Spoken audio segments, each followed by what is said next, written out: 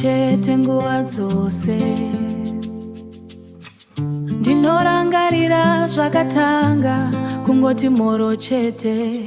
Handina kuziva kuti ndiwe wandisingambosiye. Zvino nguva dzese dzava kunge dzitsva. Hope dzangu dzese nokara dzichiuya kwauri. Ndaitsvaka chinhu chandaisanzwisisa. Wakauya ukachinja upenyu hwangu wese. Zvino nyika yava nyore kana uri padivi pangu.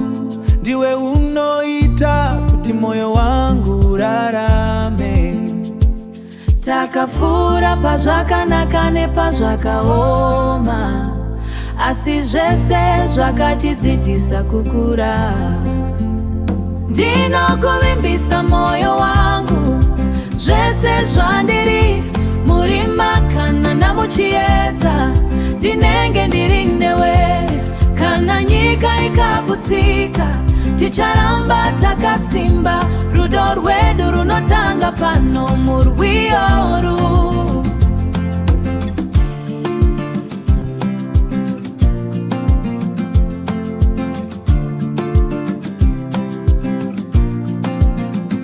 Kana ndarasika inzwi rako rinondidzosa. Senge mwenje unopenya pandisingaoni.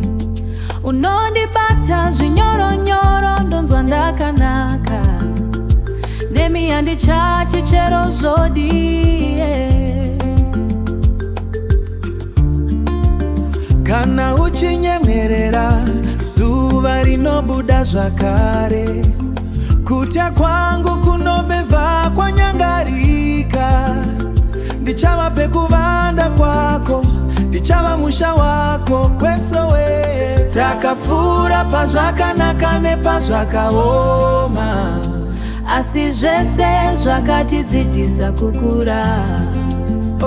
Ndinokuvimbisa moyo wangu, zvese zvandiri murima kana namuchiedza. Ndinenge ndiri newe, kana nyika ikaputsika, ticharamba takasimba.